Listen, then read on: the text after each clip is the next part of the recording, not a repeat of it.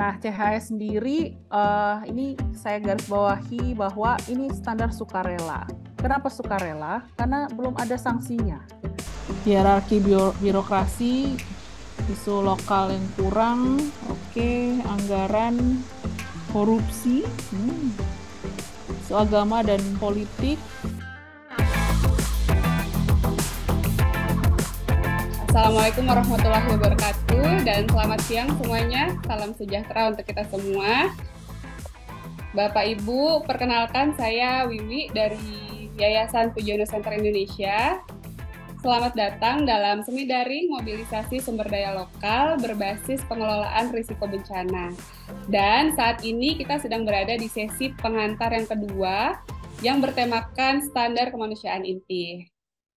Terima kasih sudah hadir tepat waktu, Bapak dan Ibu.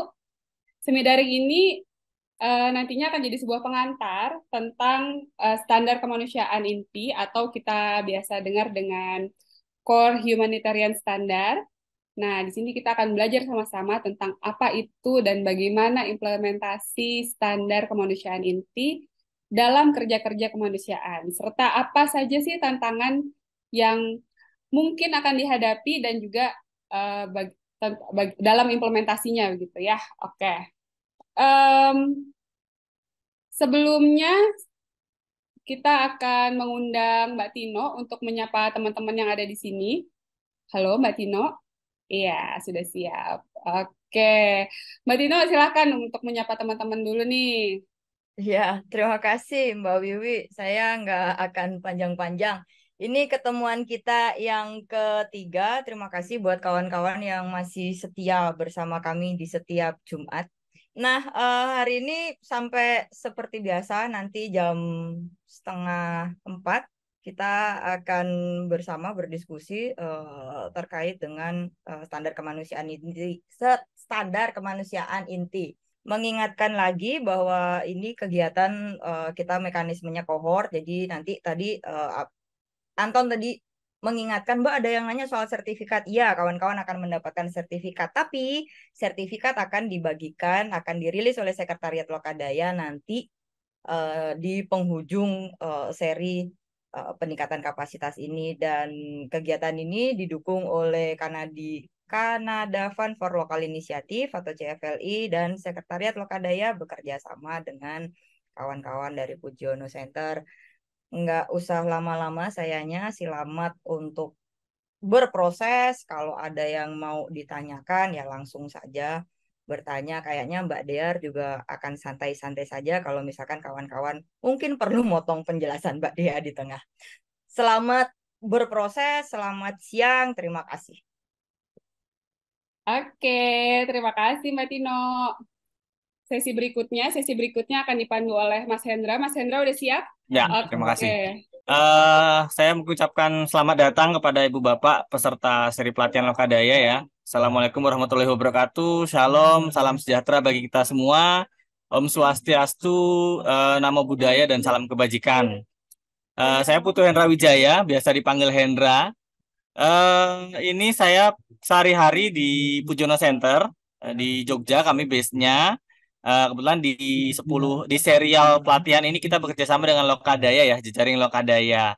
Jadi saya mohon izin pada kakak-kakak semua, ibu bapak peserta dan narasumber dan panitia untuk ikut belajar bareng ya terkait sesi hari ini khususnya mengenai standar kemanusiaan inti atau kalau dalam bahasa Inggris Core Humanitarian Standards. Mungkin kalau refleksi sedikit, sesi kita yang hari ini punya kaitan erat dengan apa yang dibahas di webinar 2 minggu yang lalu ya, ketika kita berdiskusi dengan Pak Puji. Karena secara umum kita akan membahas tentang sektor kemanusiaan dan khususnya standar-standar ketika melakukan respons kemanusiaan. Dan bagaimana dulu itu mungkin ada paradigma atau pandangan yang berpikir bahwa kalau kita udah melakukan charity atau kerja-kerja kemanusiaan misalnya, maka penerima atau orang yang terdampak itu ya sudah mereka cukup bersyukur saja. Udah syukur kita datang memberi bantuan gitu misalnya. Udah syukur ketika mereka kena bencana kita datang kasih makanan. Nah itu paradigma yang keliru dan itu sudah kita perbaiki secara global menjadi sekarang berbasis hak ya, bahwasannya masyarakat terdampak krisis itu dia memiliki hak untuk mendapat pemenuhan atas kebutuhan dasar ya, sandang, pangan, papan itu harus dipenuhi. Jadi mereka sekarang punya bukan dari dulu punya hak, tapi sekarang semakin populer bahwa berbasis hak ini harus kita terapkan, dan kita sebagai pelaku-pelaku kerja-kerja kemanusiaan harus sadar bahwa kita memiliki standar-standar yang harus dipenuhi. Nah, di siang ini kita akan difasilitasi oleh trainer kita Ibu Dear Sinandang, atau ini namanya sering disebut di semua email ya, bahkan bukan email untuk beliau pun kita kita sebut namanya Dear gitu ya. Akrab disapa Mbak Dear. Beliau ini adalah praktisi di sektor kemanusiaan. Saat ini menjadi project team leader dengan tajuk proyeknya itu USAID HFI Steady. Nah, sebelum mengelola proyek ini, beliau menjabat sebagai Communication and Partnership Manager di Humanitarian Forum Indonesia ya, atau HFI. HFI ini adalah organisasi yang berkomitmen untuk meningkatkan hubungan antar aktor kemanusiaan. Jadi fokusnya di koordinasi. Komitmen beliau dalam urusan kualitas dan akuntabilitas serta koordinasi kemanusiaan ditunjukkan dengan pengalaman beliau beberapa kali memfasilitasi pelatihan standar SPIR Standards, pelatihan koordinasi, mendukung pemerintah dalam mekanisme koordinasi klaster penanggulangan bencana, dan advokasi menyusun kebijakan maupun pedoman yang berhubungan dengan standar dalam kemanusiaan. Jadi pengalaman beliau sangat-sangat ekstensif ya ini ketika kita melihat di sektor kemanusiaan maupun pengalaman atau capaian lainnya. Oke, baik. Terima kasih Mas Hendra dan juga Bapak Ibu, rekan-rekan semua dari Loka Daya ya. Ini saya kayaknya baru pertama kali terlibat dalam webinar ini dan juga baru mengenal, jadi akan senang sekali kalau setelah ini kita bisa ngobrol-ngobrol lebih lanjut. Saya akan langsung saja ya. Hari ini kita akan banyak sekali metode yang dilakukan untuk mengenal CHS ini. Ini saya tidak menyusun materi sendiri, disclaimer dulu. Jadi saya ambil dari materinya CHS Alliance, SPIR Alliance, dan juga MPBI, Masyarakat Penanggulangan Bencana Indonesia. Kenapa ada MPBI dari antara 3 lembaga ini? Karena di Indonesia memang MPBI ini yang menerjemahkan standar SPIR, termasuk juga buku Standar Kemanusiaan Inti atau CHS. Setelah dari semi daring ini akan dibagikan, file PDF-nya sudah saya berikan ke Mas Hendra. Ya, kita tahu dulu ya tujuan sesi ini apa sih?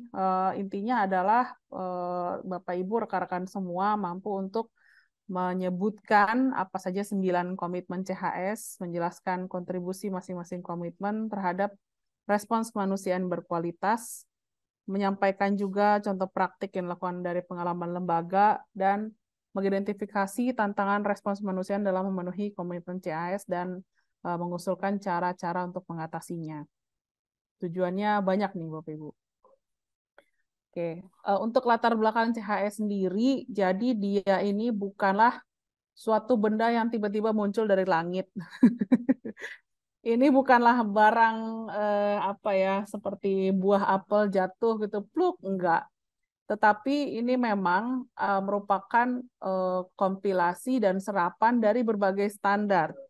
Ada namanya Humanitarian Accountability Partnership, ada People in Aid, ada SPIR standar yang mengatur terkait bagaimana bekerja di sektor-sektor respon, terus ada grup URD, dan ini semua punya berbagai fungsi. Ada yang mengatur akuntabilitasnya, ada yang mengatur kemitraannya, ada yang mengatur bagaimana apa namanya mengengage dengan community gitu. Hasilnya adalah si CHS ini memiliki struktur yang mungkin kurang lebih sama dengan baik SPIR maupun HUB. Konsultasinya ini juga dilakukan secara masif di semua negara, kemudian melibatkan seluruh aktor, dan di tingkat global sendiri ini ada technical advisory group-nya yang kemudian memberikan saran-saran bagaimana menyempurnakan CHS di dalam konteks minimum gitu ya, karena semua di tiap negara pasti kan konteksnya akan berbeda-beda. Nah, ini dipublikasikan pada bulan Desember 2014 atau awal 2015. Setelah ini dikeluarkan, maka otomatis ini menggantikan si standar HAP, Humanitarian Accountability Partnership tahun 2010, dan juga People in Aid Code of Good Practice.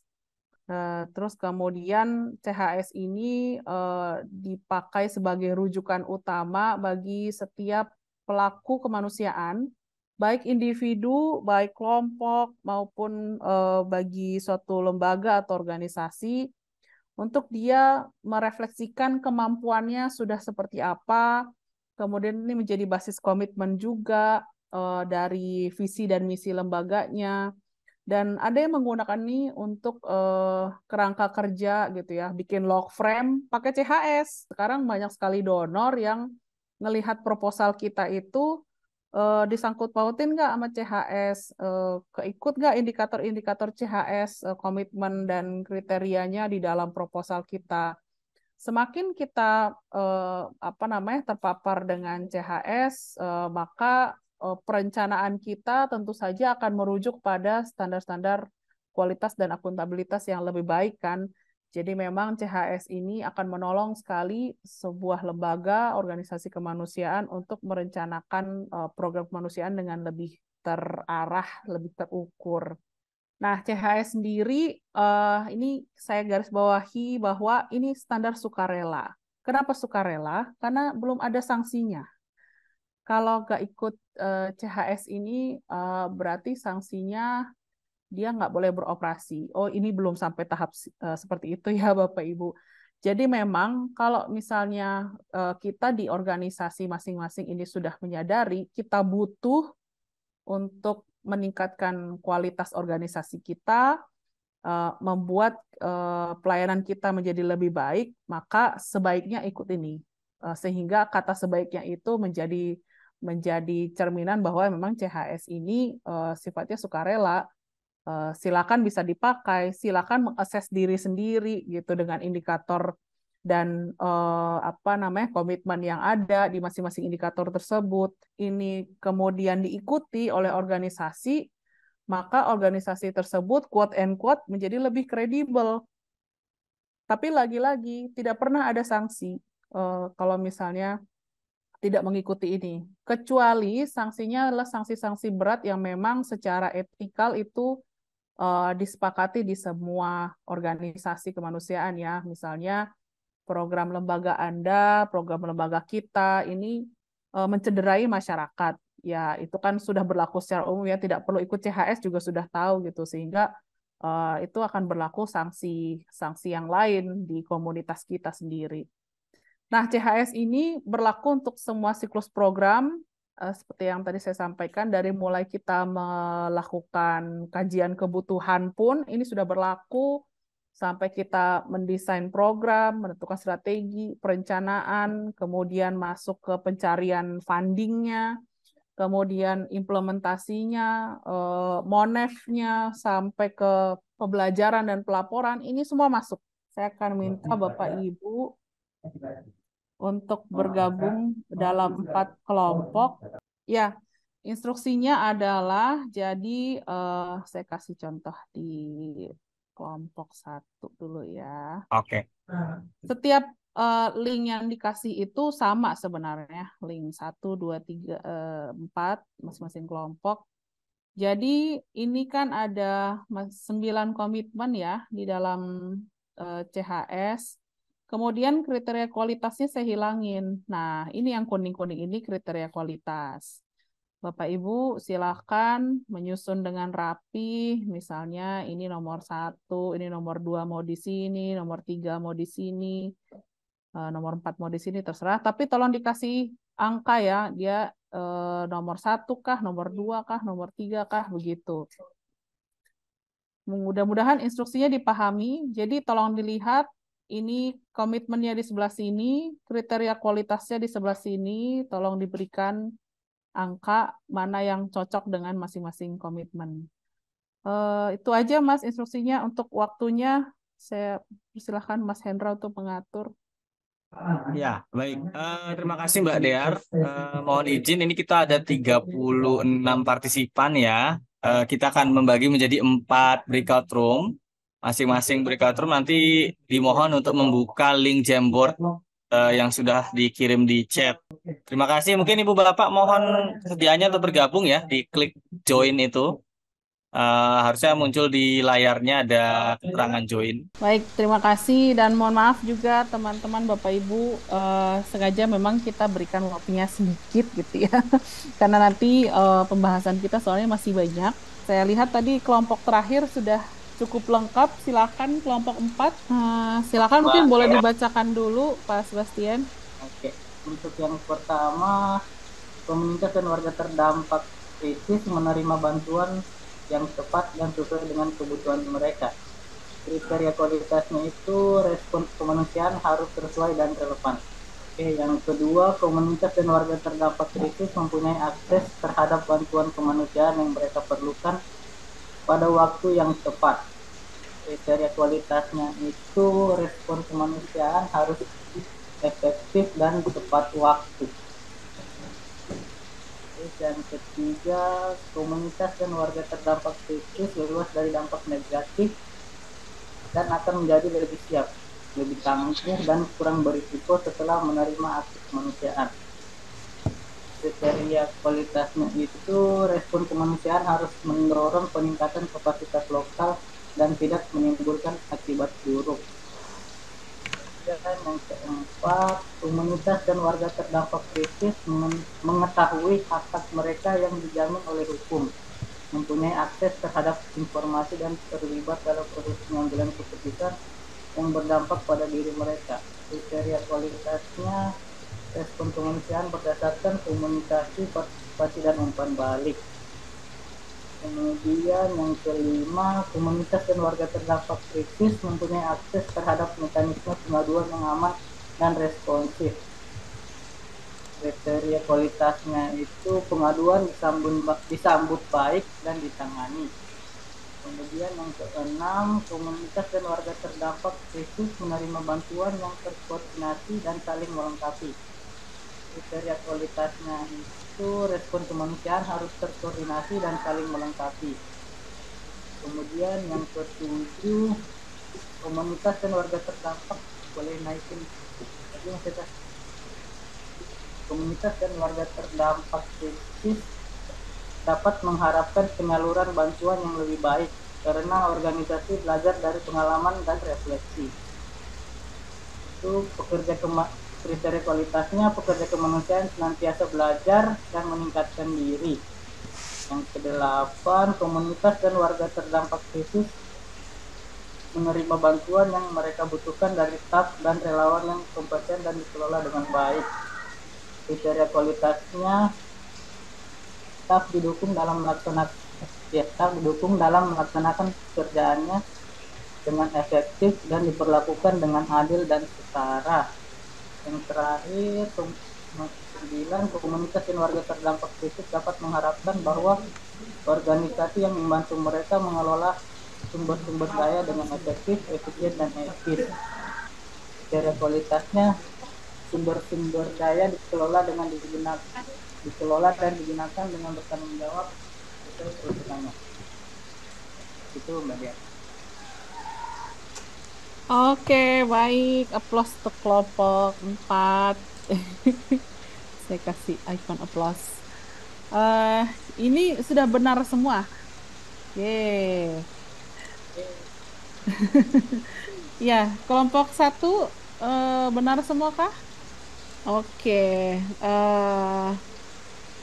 Ya, yang nomor 1 sudah betul, 2 betul, 3 betul, 4 juga betul, 5 betul, 6 terkoordinasi betul, senantiasa belajar 7 betul. Nah, yang 8, oke, ini kayaknya ganti ya tadi. 8, 9 tadi kayaknya ganti nih. Siap, sudah betul. Sip. Terima kasih kelompok 3 kelihatan. Oke, 1, 2, 3 betul. Ya, sudah betul semua. Mantap. Oke, saya lanjut lagi ya. Silakan Mbak Ibu Dea, silakan. semua. Bunga CHS, kalau saya boleh bilang, karena bentuknya seperti bunga. Dan ini tuh saling terkait gitu ya. Kalau Bapak Ibu nanti lihat di PDF-nya CHS yang sudah saya kasih kepada Mas Hendra, bisa dilihat di sini tuh ada kalimat-kalimat seperti kata-kata kunci gitu ya. Ada kemanusiaan, ada imparsialitas, ada netralitas, ada independensi. Ada yang tahu ini apa? Empat istilah ini, kemanusiaan, imparsialitas, netralitas, independensi. Ini gabungan ini disebut apa? Ada yang tahukah Bapak Ibu? Nilai, Mbak. Value, nilai, apalagi? Prinsip. Prinsip, oke, apalagi? Ya, kalau tidak ada yang menjawab, konsep, oke. Semuanya betul, namun secara umum ini biasanya disebut sebagai prinsip kemanusiaan. Nanti akan saya jelaskan. Dan yang menarik adalah di sini ada kata-kata warga dan komunitas terdampak krisis. Artinya dia tidak bicara pemerintah, dia tidak bicara suatu kelompok tertentu, tetapi memang semua upaya kemanusiaan yang dilakukan oleh semua pihak itu berpusat hanya pada warga, hanya untuk memenuhi kebutuhan masyarakat terdampak. Memang ini akan jadi challenging ya bagi teman-teman yang mungkin berada di bidang pemerintah gitu ya. Karena dalam mandat kerjanya banyak birokrasi yang harus dia lakukan dan sasaran misalnya dari pemerintah pusat kepada pemerintah daerah gitu untuk memperkuat pemerintah daerah. Terus kemudian ada teman-teman private sector juga yang mungkin akan mengalami challenge juga untuk bisa memusatkan semua upaya kemanusiaan yang dia lakukan. Tetapi pada intinya adalah memang tujuan utama dari semua respons kemanusiaan itu haruslah untuk memulihkan dan membangkitkan keberdayaan atau resiliensi dari masyarakat terdampak krisis. Struktur CHS tadi ada 9 komitmen, ada 9 kriteria kualitas. Lalu masing-masing ada indikator kinerja, ada aksi kunci, ada tanggung jawab organisasi, dan ada catatan panduan. Ada pertanyaan panduannya biasanya dalam versi online ini teman-teman bisa akses juga. Nah, kemudian tujuannya ini sendiri untuk mendorong supaya adanya akuntabilitas yang lebih besar terhadap komunitas dan warga terdampak krisis. Sekarang ini sepertinya definisi akuntabilitas sudah mulai bergeser ya, tidak lagi hanya melulu pelaporan keuangan semata gitu kepada donor. Tapi memang akuntabilitas itu lebih kepada pertanggunggugatan. Tidak hanya bisa mempertanggungjawabkan, tapi juga bisa mempertanggunggugatan kalau terjadi sesuatu yang kemudian menimbulkan resiko lanjutan bagi masyarakat. Sehingga ini harus hati-hati nih siapapun kita yang melakukan upaya kemanusiaan. Dan juga CHS ini bertujuan untuk meningkatkan kualitas layanan. Terus tadi ya karena bisa dipakai di semua siklus program sehingga bisa mengembangkan rencana kerja untuk pelaksanaan CHS dan selalu ada perbaikan terus-menerus. Kemudian ini memantau fungsi monitoringnya menjadi tujuan daripada CHS ini. Kemudian mengkaji secara mandiri dan meningkatkan kualitas program. CHS juga bisa digunakan sebagai alat verifikasi, alat kajian bagi internal lembaga dan mendukung juga kapasitas staf siapapun yang ada di dalam lembaga organisasi Bapak Ibu. Kemudian yang menarik adalah ketika CHS digunakan maka ada tanggung jawab yang melekat di organisasi yaitu harus mempromosikannya. Supaya yang lain itu juga ikut bersama-sama meningkatkan kualitas layanan mereka. Dan juga organisasi yang kemudian menyatakan bahwa dia terikat dengan CHS, dia juga harus bisa menjelaskannya kepada mitra. bagaimana komitmen organisasi mereka dijelaskan misalnya melalui dokumen kerjasama gitu ya, agreement, MOU, SPK, atau melalui form-form gitu. Dan berupaya juga supaya si mitra ini paham bagaimana CHS dan bagaimana melakukannya di dalam core bisnisnya mereka. Ya, jadi menarik ya, 2 bullet point terakhir nih melekat kepada siapapun yang kemudian menggunakan CHS. Nah, CHS ini bisa diterapkan pada organisasi, bisa perorangan juga, yang dia menyampaikan bantuan langsung kepada komunitas dan warga terdampak krisis, dan yang memberikan dukungan bahan atau teknis untuk organisasi lain, tetapi tidak memberikan bantuan langsung. Misalnya seperti saya kerja di Sekretariat HFI. HFI itu adalah konsorsium lintas iman bagi organisasi kemanusiaan. Member HFI ada 18. Saya di sekretariat tidak memiliki mandat untuk melakukan respons secara langsung, sehingga saya memberikan dukungan kepada member-member saya. Tetapi apakah kemudian saya lepas dari tugas untuk mempromosikan CHS? Tidak. Itu malah justru menjadi core utama di dalam perkumpulan kami, supaya member-member kami ini bisa terangkat kualitasnya dalam memberikan layanan. Jadi fungsi saya lebih kepada supporting dan seperti ini ya, training, penguatan kapasitas. Kalau organisasi Bapak Ibu memiliki 2 mandat ini, malah justru semakin melekat nih tanggung jawab untuk menggunakan CHS. Ini ada sedikit introduction, tapi dengan bahasa Inggris. Saya nggak tahu apakah ini ada bahasa Indonesianya. Sudah ada suaranya sekarang. Crisis often further undermine the situation of already vulnerable people. In such situations, humanitarian organizations have a lot of power. It is important for these organizations to use their power and resources responsibly. For example, by giving affected people and communities a voice and the means necessary to hold the organizations to account. Ini saya terjemahkan secara simultan ya. Jadi saya akan pause videonya. Jadi memang kalau organisasi kemanusiaan itu ketika di masa krisis memiliki sumber daya yang lebih besar, tentu saja ya, dibandingkan masyarakat yang terdampak, sehingga memang ada kewajiban untuk mempertanggungjawabkan sumber daya yang dikelola tersebut. The CHS Alliance, established in 2015, brings together more than 2 decades of experience in quality, accountability, and people management. Central to the work of the CHS Alliance is the Core Humanitarian Standard, a set of 9 commitments that organizations and individuals involved in humanitarian response can use to improve the quality and effectiveness of the assistance they provide. When disaster strikes, solidarity pushes us to share our resources and expertise, hoping that our contribution will be meaningful. Sometimes, however, there can be a mismatch between what we want or can offer and what is most appropriate or needed. To ensure humanitarian response is appropriate and relevant, make sure you analyze the context as well as the needs and capacities of communities. In order to be effective, humanitarian response needs to be timely. In some instances, it means as quick as possible.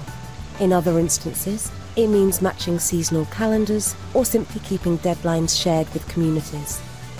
Even with the best intentions, our actions can have negative consequences. Before planning and implementing a humanitarian response, ensure that you minimize the negative consequence a response could have on the local economy and livelihoods, the environment, people's safety, or social cohesion.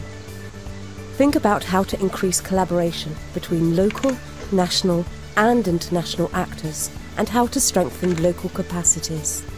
Knowing what humanitarian organizations have committed to enables communities and people affected by crisis to hold these organizations to account. Make sure you engage with communities by sharing information in languages, formats, and media that are easily understood, culturally appropriate, and accessible to all, and encouraging them to give feedback. If despite of your best efforts, something goes wrong, communities and people affected by crisis should be aware of and have access to safe and response complaint mechanisms. A humanitarian crisis can be chaotic and confusing, especially with a multitude of organizations responding at the same time. Communities and people affected by crisis should receive coordinated, complementary assistance. So ensure you know who is doing what. This way, you can reduce the demands on communities and increase the impact of the response. It is normal to make mistakes, especially in complex environments. However, communities and people affected by crisis expect to receive quality assistance as organizations learn from experience and reflection. Before designing your programs, ensure you take on board lessons learned from similar crises and contexts. Listen to community feedback to adapt what you do, sharing your learning with others so they can learn too. Competent, well-supported staff can fix a poorly designed plan. But even the perfect plan is unlikely to succeed if you don't have people with appropriate values and skills. Ensure your staff are supported to do their job effectively and are treated fairly. In order to ensure humanitarian efforts are effective, aid organizations need to manage and use resources responsibly.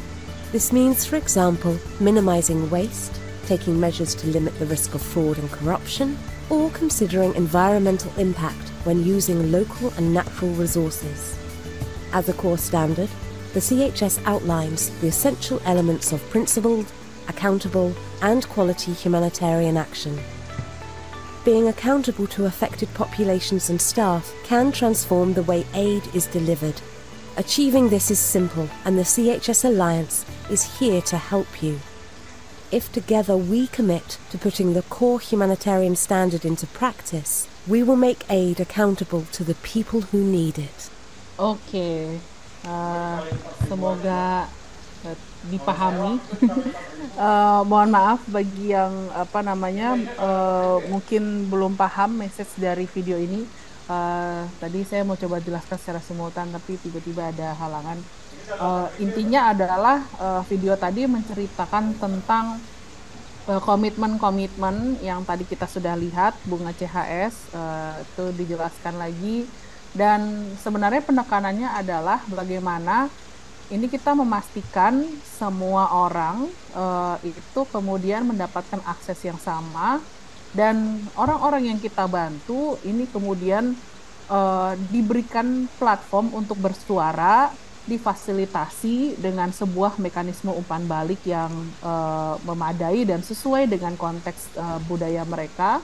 Dikaji juga kebutuhannya, jadi tidak ucuk-ucuk, tiba-tiba gitu ya, kita bikin program tanpa tahu mereka kebutuhannya apa, konteks di wilayah terdampak itu seperti apa, dan juga mendengarkan feedback, merespon tanggapan dan juga aduan dari mereka.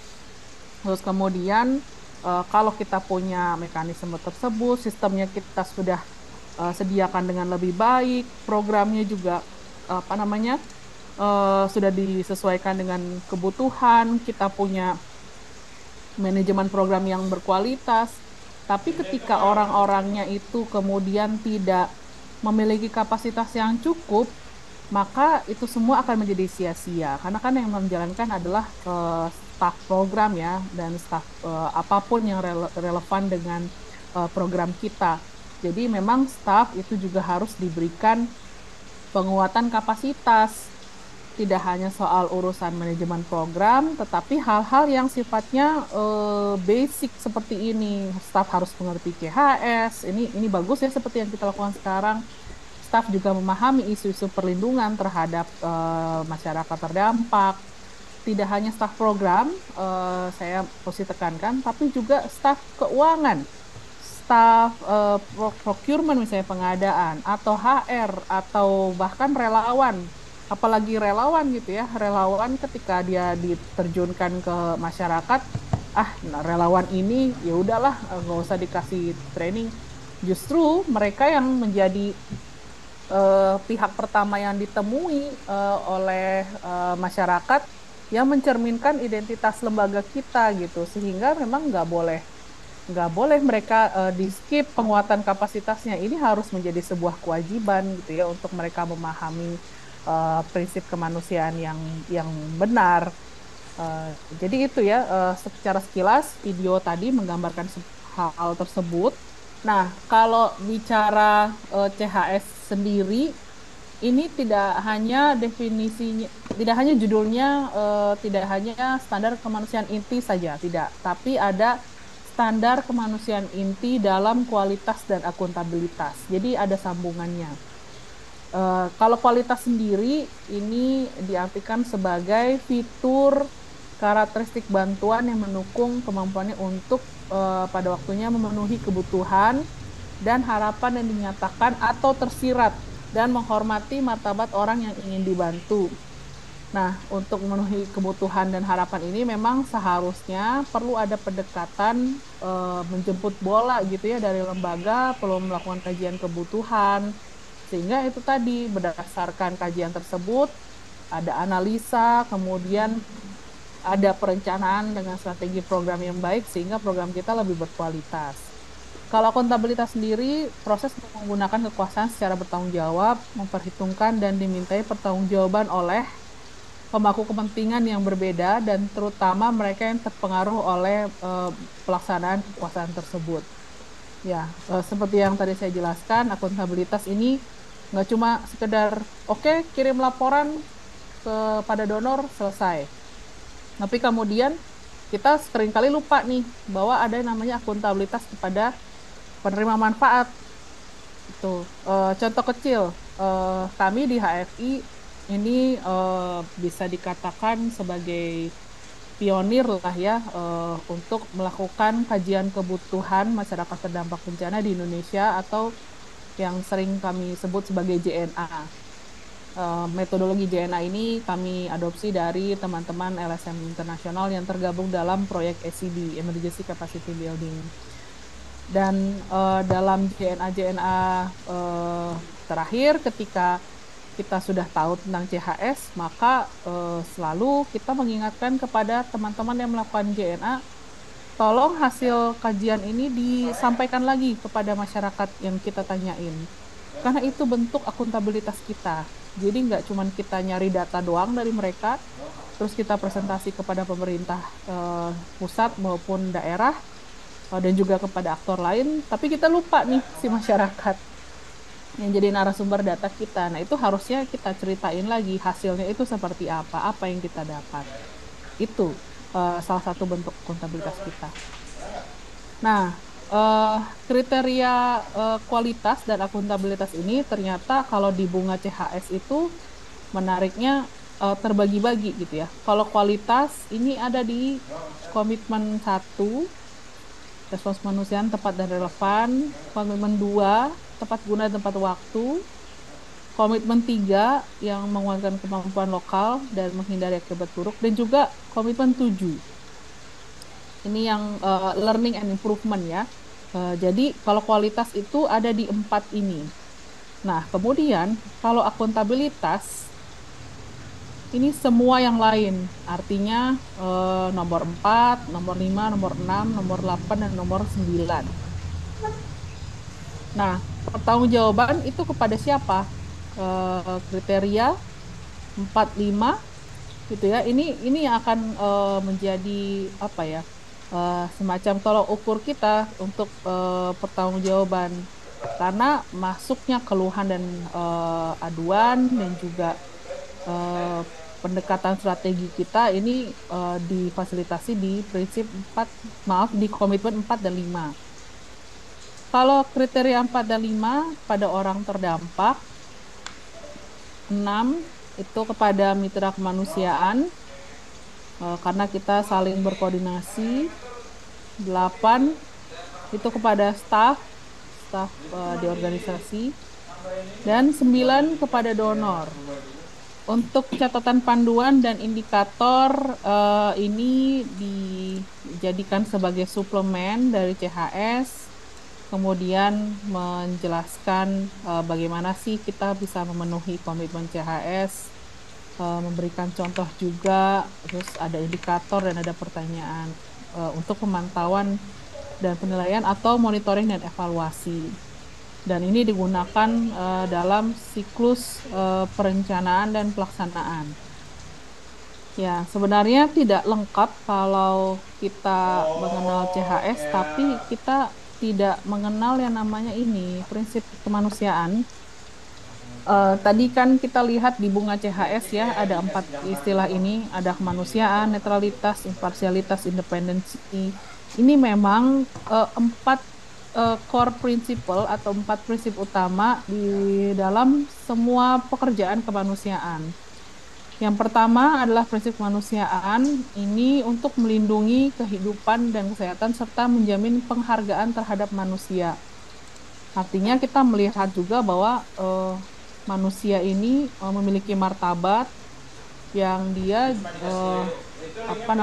punya kebutuhan yang memang harus ditangani secepat mungkin.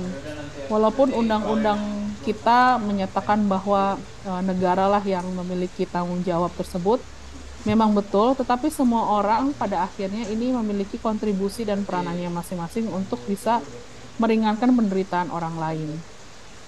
Lalu kemudian yang kedua, netralitas. Kita tidak boleh memihak dalam permusuhan, terlibat dalam suatu pertentangan yang ada bau-bau politiknya, ras, keagamaan, atau ideologi. Ya, memang harusnya kita bersikap netral saja. Lalu independensi, aksi kemanusiaan harus terbebas dari tujuan-tujuan politik, ekonomi, militer, atau tujuan lain yang mungkin diemban oleh aktor-aktor lain di wilayah di mana kerja kemanusiaan dilakukan. Kemudian ini agak sedikit mirip-mirip memang, imparsialitas. Kita ini nggak bisa milih-milih siapa yang mau kita tolong. Jadi memang basisnya adalah kebutuhan, dan kemudian kita memberikan prioritas pada mana kasus atau kebutuhan yang paling mendesak. Kita tidak memberikan pembedaan gitu ya, karena misalnya saya lebih suka dia karena dia sama suku, sesama agama gitu. Prinsip ini kemudian akan menjadi challenging juga, terutama untuk lembaga-lembaga yang berbasis agama gitu ya. Bagaimana kemudian meyakinkan para donor dari umat, misalnya umat beragama, untuk memberikan bantuan kepada umat beragama yang lain. Nah, itu memang diperlukan komunikasi yang baik kepada donor tersebut, dan menekankan sekali lagi bahwa lembaga kita ini adalah lembaga yang sifatnya netral dan mematuhi prinsip-prinsip kemanusiaan. Nah, yang mengikuti adalah DUNOHAM. Tadi ada di salah satu prinsip meningkatkan kapasitas lokal dan tidak menimbulkan akibat buruk.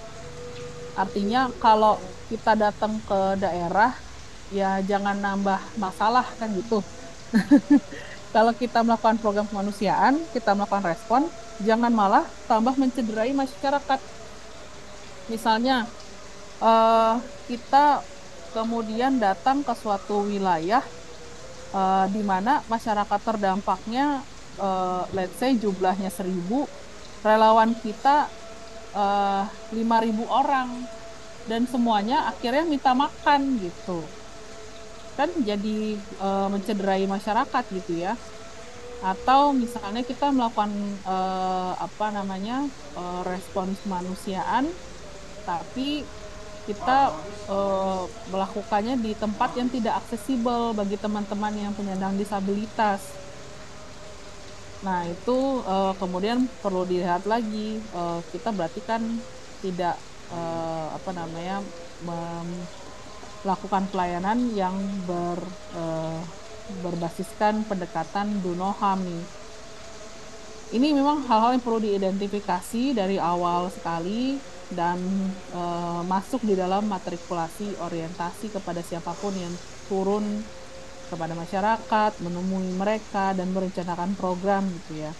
Dan pendekatan ini sangat-sangat penting untuk dipahami bagi organisasi yang dia bekerja di situasi konflik.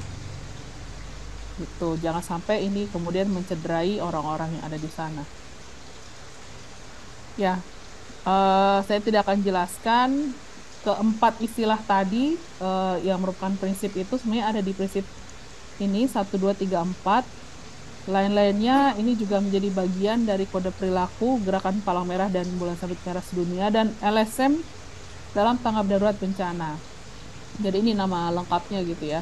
Kami pun di HFI juga tidak memiliki kode etik atau kode perilaku sendiri. Kami mengadopsi kode perilaku ini sebagai landasan dari perkumpulan kami di HFI.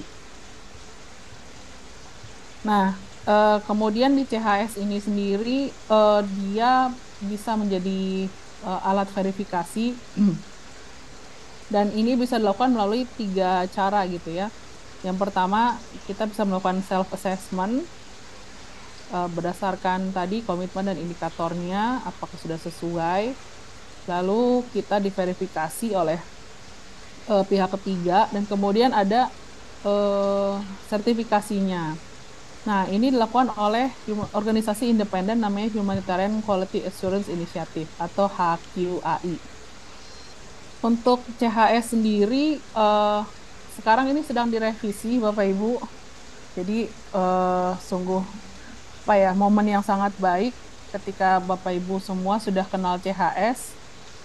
Ini bisa kasih masukan kepada teman-teman yang ada di global. Kantor pusat CHS itu kalau saya tidak salah ada di Swiss gitu ya, nanti saya cek lagi. Dan prosesnya masih berlangsung sampai ini difinalisasi di Desember 2023 dan akan di roll out 2024. Yang jelas dalam revisinya ini akan mempertegas kembali si standar ini sebagai kerangka kerja. Terus kemudian memperjelas konsep-konsep yang kayaknya di dalam PDF atau dokumen tadi seperti masih bias atau menimbulkan misinterpretasi gitu. Kemudian mereka akan berupaya untuk menghilangkan jargon juga, menggunakan terminologi-terminologi yang mungkin lebih diterima oleh masyarakat, terutama juga oleh teman-teman yang membutuhkan aksesibilitas yang lebih tinggi gitu ya. Kemudian mereka akan mengaitkan juga dengan komitmen pelokalan yang sekarang menjadi komitmen yang hype gitu ya, viral setelah World Humanitarian Summit di 2016. Lalu mereka akan mengaitkan juga dengan konteks lokal, kepemimpinan aktor lokal itu juga akan masuk dalam revisi CHS. Sampai di sini dulu ada pertanyaan kah Bapak Ibu? Saya lihat ada ya di chat. Oke, Pak Yuswa Lapudo, kalau dari pihak lembaga humanitarian sudah menekan imparsialitas, tapi dari beneficiaries-nya mempermasalahkan gimana? Di Rumah Impian Jogja, dulu pernah merasakan waktu masyarakat di RT yang satu mempertanyakan tentang bantuan yang mereka dapatkan kok berbeda dengan RT lain. Padahal RT mereka yang paling aktif mengikuti kegiatan. Nih saya respon dulu ya. Ini saya nggak tahu nih, dulu Pak Yosua alasannya kenapa berbeda bantuannya? Ya, karena di sana rata-rata mereka kan kompleks ya, orang-orang kebutuhannya beda-beda, juga dampingannya juga beda-beda di tempat yang kami dampingi, seperti itu. Oke, berarti itu berdasarkan kebutuhan ya? Iya, berdasarkan kebutuhan di sana. Yang berbeda itu jumlahnya atau jenis bantuannya? Ya, ada yang dapat, ada yang enggak, ada yang juga dapat lebih banyak, ada yang lebih sedikit, seperti itu.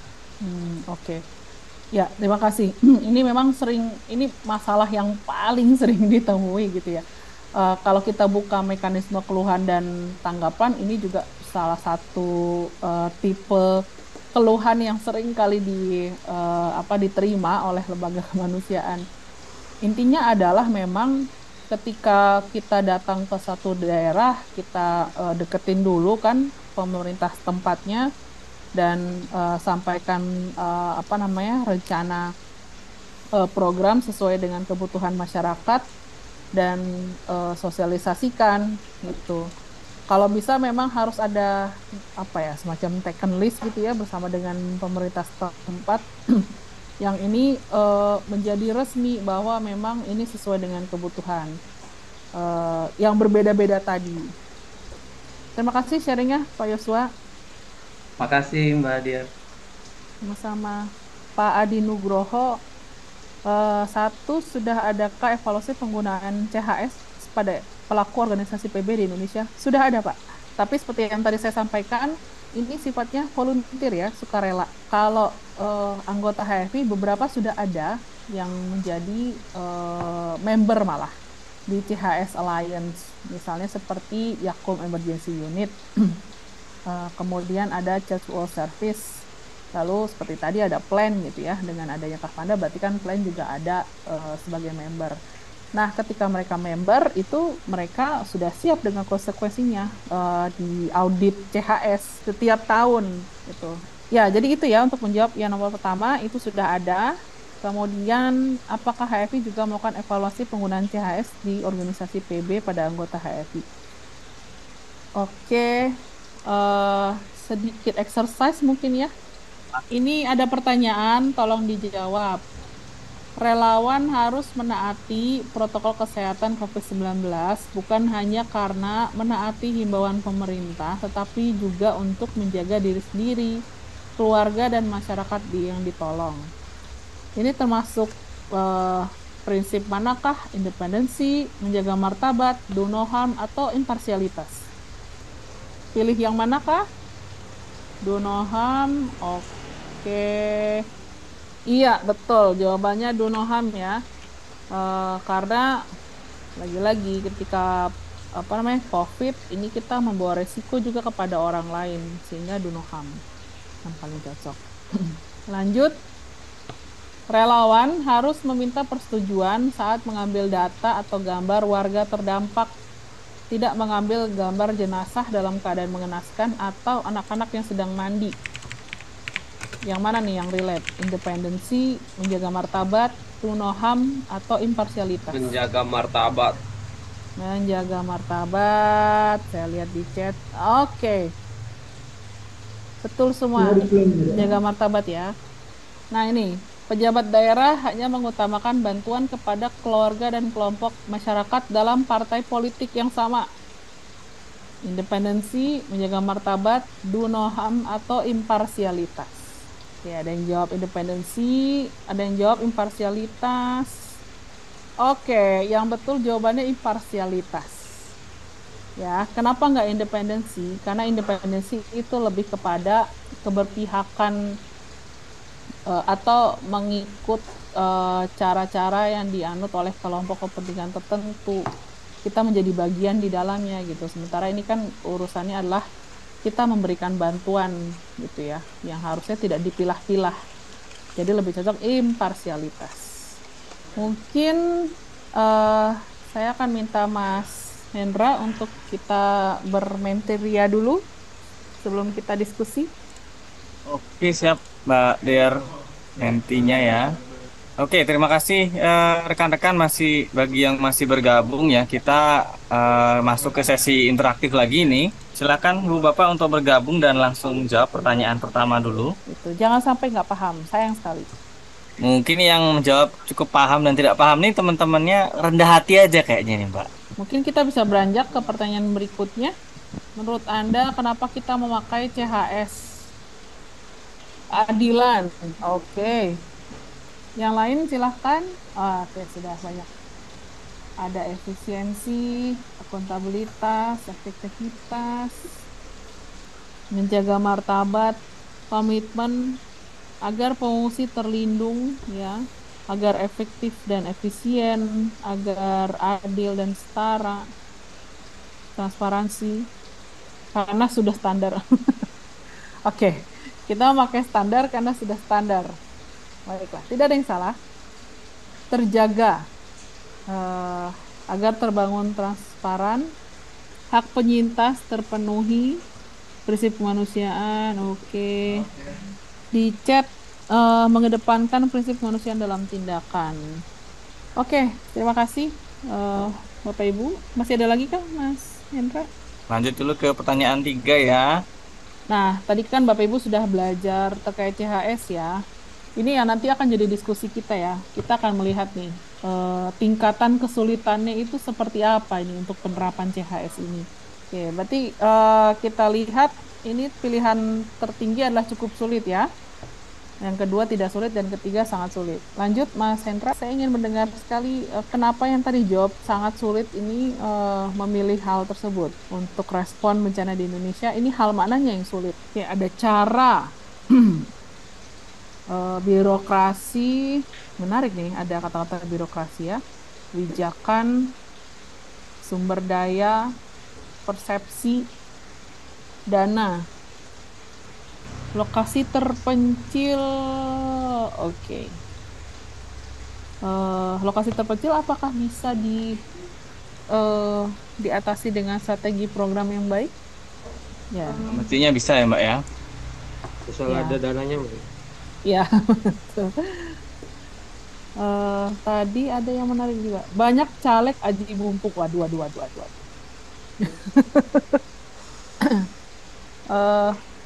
Kalau di kami ini pernah terjadi gitu ya. Tapi sepanjang kita memang bisa membuat kalimat penolakan yang halus bahwa kita tidak berpihak, itu kemudian juga kita memastikan betul bahwa di dalam bantuan itu tidak ada promosi-promosi. Karena kadang-kadang suka begini, barang bantuan yang kita terima itu udah langsung jadi tinggal dikirim gitu. Padahal ketika kita bongkar ternyata ada tempelan, stiker.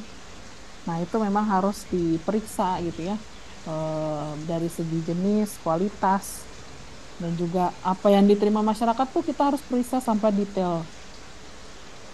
Gitu Bapak Ibu. Under table money. Ada jatah preman birokrat, sadaran anggota organis. Ini menarik ini ya. Ini sebenarnya yang dituliskan nih hal-hal yang luar biasa sebenarnya terjadi ya. Tapi seringkali contoh kecil adalah ketika kita kemudian menjanjikan sesuatu yang ternyata kita tidak bisa lakukan. Seringkali kita tanpa sadar itu mengucapkan bahwa nanti kita akan kasih bantuannya gitu. Padahal sebenarnya kita tidak expert di situ, atau pendanaan kita ternyata tidak memungkinkan untuk kita kasihkan bantuan, tapi kita sudah selalu janji gitu ya. Nah ini menjadi hal yang sangat sederhana, tetapi paling sering kita lakukan sebenarnya. Ada yang mau menyampaikan sesuatu kah Bapak Ibu? Silahkan, ayo mumpung masih ada waktu. Nah ini ada tuh Mbak dari Bang Hasi Holland Tobing. Oke, Horas Bang. Silahkan. Saya Holland Tobing dari Yayasan Bumi Pelangi Kota Batam. Dan mungkin ini menceritakan sedikit pernah dapat bantuan dari pemerintah. Tetapi yang lucunya di saat berupa uang. Tapi yang makanya tadi saya tulis kebijakan. Tetapi di tengah jalan itu ada negosiasi. Negosiasinya adalah dana yang kita dapatkan itu tidak seutuhnya sesuai dengan di proposal. Jadi itu dibagilah. Ini cukup miris dan itu terjadi Mbak. Nah, dimana sedangkan dana itu adalah untuk bantuan pendidikan anak yang bermasalah dengan hukum. Ini cukup miris gitu, dimana kita mau menolak sehingga kita menolak gitu. Nah itu sedikit sharing saja mungkin dari saya. Situasinya begitu. Terima kasih. Oh, pada akhirnya lembaga Bang Holland menolak dana tersebut? Menolak. Kita pertanggungjawabannya sesuai dengan di proposal, tetapi yang kita terima nggak segitu.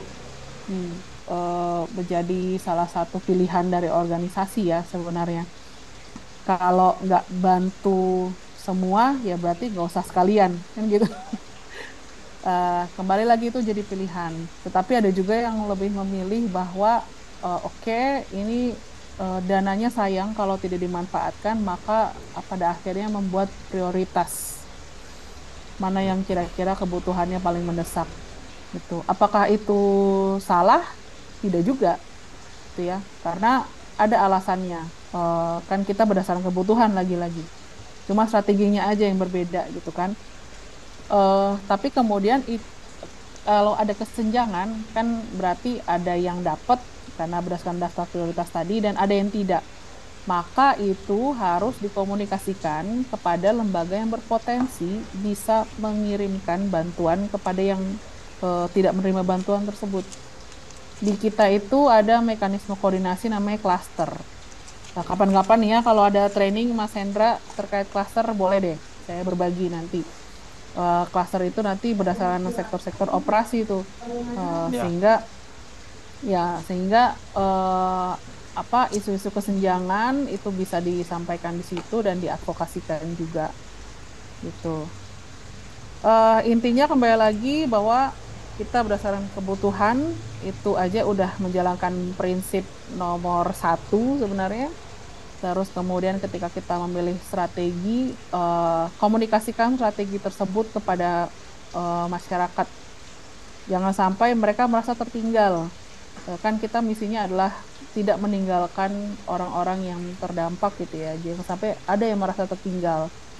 Tertinggal tidak dapat bantuan mungkin iya, tapi jangan sampai tertinggal informasi. Nah, itu kata kuncinya. Terima kasih, Mas Dimas. Ada pertanyaan, Mbak? Iya. Ya, terima kasih Mbak Dear. Izin nanya nih Mbak Dear. Senang dijumpakan kembali sama Mbak Dear di sini gitu. Mbak Dear, mau bertanya terkait dengan apa yang disampaikan pekan tadi dari Yayasan Embun ya. Kalau ada yang hal seperti itu, apakah sebaiknya di follow up dengan menegosiasikan dan merekomposisi jumlah penerima beneficiary, atau sebaiknya kayak tadi apa yang disampaikan tadi udah ditolak aja karena ini akan melanggengkan budaya-budaya. Tadi di sini saya lihat ada jatah preman birokrat gitu. Apakah itu akan melanggengkan budaya seperti itu? Karena hal-hal seperti ini mungkin ya cukup common ya dijumpai di lapangan. Over to you Mbak ya. Terima kasih. Tanggapannya aja, pendapatnya atau apa? Oke, ini emang kalau soal melanggengkan budaya sulit sih. Satu, memang kita harus konsultasi juga kepada lembaga yang mengampu. Kalau tadi kan urusannya dengan anak-anak yang bermasalah dengan hukum ya, Bang Holland, kalau saya nggak salah. Itu kemudian di bawah siapakah dinas sosial atau ya jenis instansinya aja, nggak usah nama lengkap. Oke, ya biasanya itu kan ada di dinsos atau di balai gitu ya. Ya, betul. Di balai besar sosial itu kemudian harus dikonsultasikan juga terkait penggunaan dana dan lain sebagainya. Ya memang kan pada akhirnya kita nggak bisa apa-apa toh karena memang dana yang tersedia segitu. Tapi juga menurut saya juga gini, nyambung dengan Mas Dimas tadi, jangan sampai membiasakan budaya bahwa segala bantuan itu harus dari luar. Ini memang kadang-kadang kita harus pintar-pintar juga bernegosiasi dengan pemerintah. Mereka tuh sebenarnya punya dana loh. Mereka punya dana, jangan semua apa-apa di LSM gitu ya. Ini saya berani ngomong karena dari pengalaman. Ketika dulu waktu kasus COVID, ada juga dari pihak pemerintah yang kemudian meminta kita untuk membantu anak-anak yang menderita karena kasus COVID. Misalnya dia ditinggal oleh orang tuanya atau dia bermasalah dengan hukum soal waris gitu ya karena orang tuanya sudah meninggal karena COVID gitu. Dan kita yang disuruh bantuin semua gitu. Pemerintahnya tinggal berpangku tangan aja. Nah ini yang kemudian kita harus coba negosiasi. Pak, Bu, kementerian Anda itu punya programnya apa? Kita yang berusaha match gitu ya. Kan memang fungsi kita adalah melengkapi kerja pemerintah sesuai dengan kapasitas dan sumber daya kita gitu. Jadi satu, saya setuju tidak melenggangkan budaya bahwa apa-apa yang bantu kita gitu terus kita mengakomodir semua, enggak. Tapi harus selalu ada komunikasi dan cara-cara strategi yang kita konsultasikan dengan pihak-pihak yang sebenarnya berpotensi punya dananya. Koordinasi itu jadi kata kunci sih. Ya, Bang Holland? Ya, setuju. bukan kita sih tadi berpikirnya kalau untuk negosiasi mungkin kita memprioritaskan yang yang sangat masyarakat atau anak yang membutuhkan, oke lah bisa. Tapi adalah yang kita pikirin dampaknya jika diperiksa oleh keuangan, jasa keuangan, kita juga kena gitu loh, LSM juga yang kena jadi cacatnya gitu loh Mbak. Nah ini yang kita pikirkan, dan mereka tidak berpikir seperti itu karena ini cukup miris ya, kita lebih enak menerima bantuan dari luar ketimbang terima bantuan dari pemerintah kita sendiri, dan itu faktanya gitu. Nah ini yang menjadi PR terbesar, kebijakan, kemudian komunikasi, cara pandang juga, karena ini kan uang kalau bantuan berbentuk uang sangat sensitif sekali gitu, apalagi kita bayangnya di tataran komunitas atau masyarakat yang terdampak.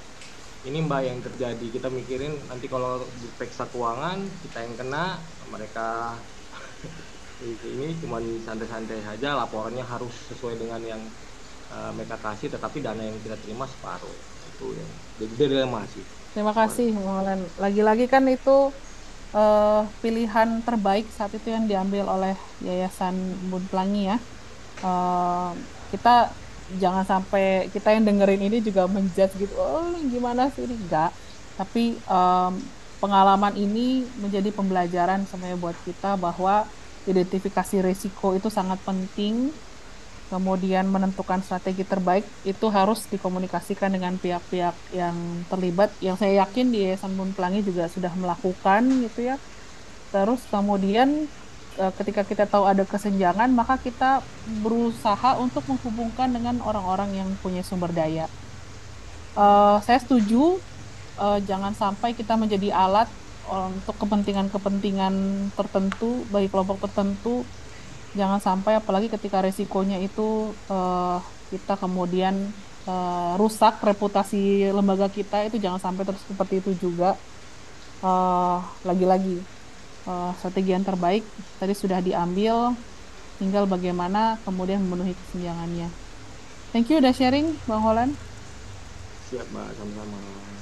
Mas Hendra, masih ada Pak Yosua.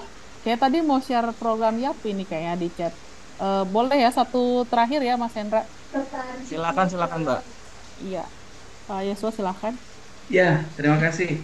Saya maaf ini kameranya rusak, nggak bisa nyalain kamera.